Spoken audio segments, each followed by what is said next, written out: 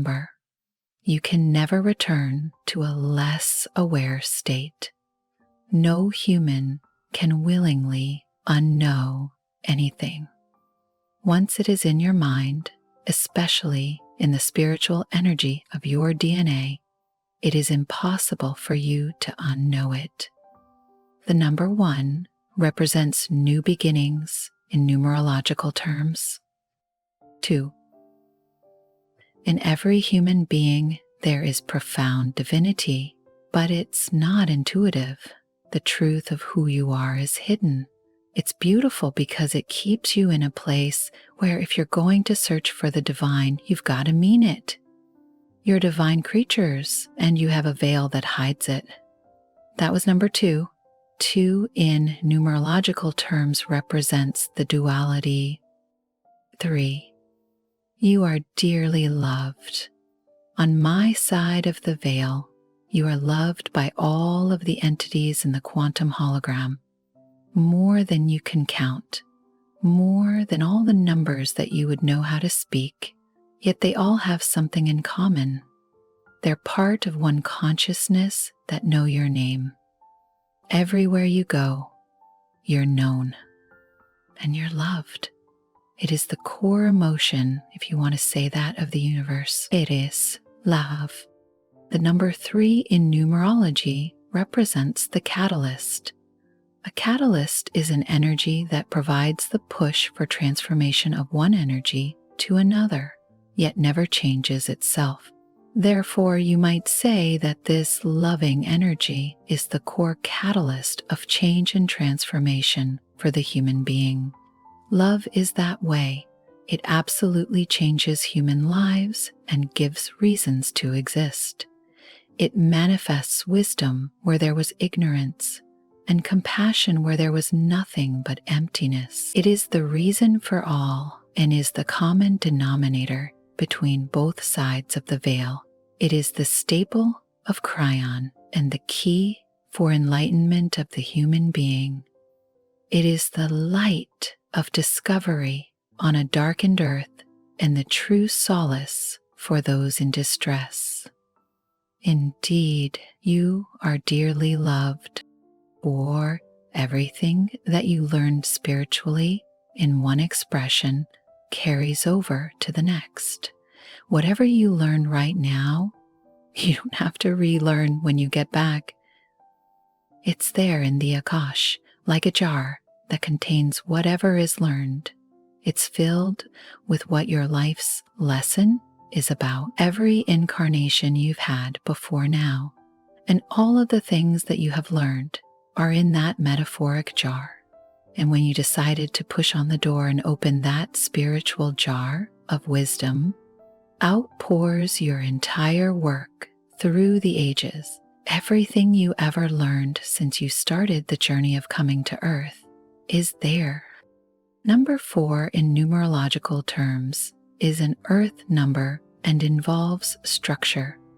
It's a grounding number. The knowledge of the ages is like this. It's the gold that's mined from lifetime to lifetime in the Akash.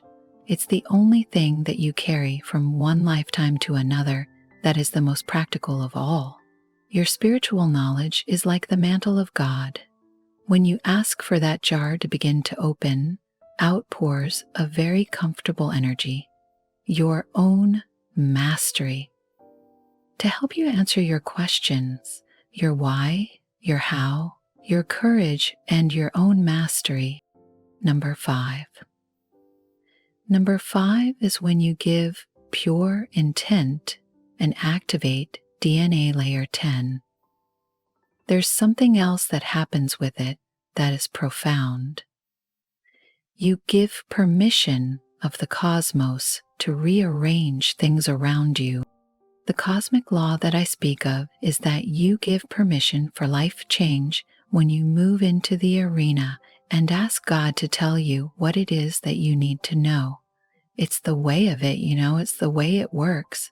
It's like enlisting into a legion of light workers, where you give permission to Spirit to help you fall into the ranks of those who will heal this planet. And the good news is that all the changes that you start in your life appropriately and eventually bring you growth and eventually bring you joy.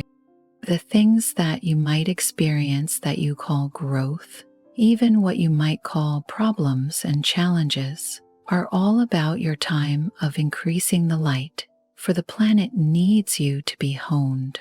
There's an old expression, and we've used it before, iron sharpens iron. It speaks about sometimes the way you have to be put through the mill so that you can be shaped into the glorious angelic form that you've asked to become. That's a cosmic law. Numerologically, 5 is the energy of change. Need I say more? 6. As soon as you start this search of yours, as soon as you push on the door, as soon as Spirit sees pure intent, all of your universal family knows it. When you turn on your light, everybody sees it. Things that you cannot imagine that are procedural, spiritual, and historical take place. Even the Akash itself is modified each time a human makes that decision. The vibration of the planet changes by the human being making a decision to move into an interdimensional state where they begin to see things differently. You call it ascension, rebirth, activation of DNA, call it whatever you wish. Everybody knows. The cosmos awakens when you do. The number 6 is the center, the most sacred number in the series. It represents communication, prayer, and the pipeline to the higher self.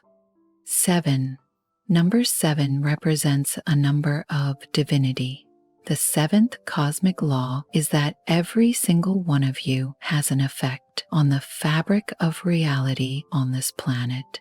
When you send light, it's the 7th cosmic law of Cryon that says that every time you sit down and send light, it moves mountains,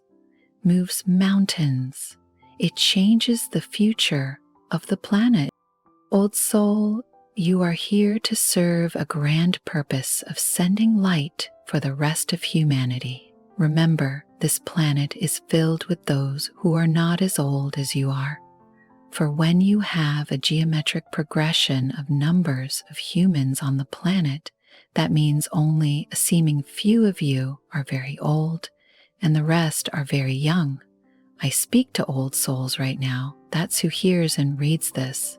It's the old souls that will make the difference. And many of the children are among them.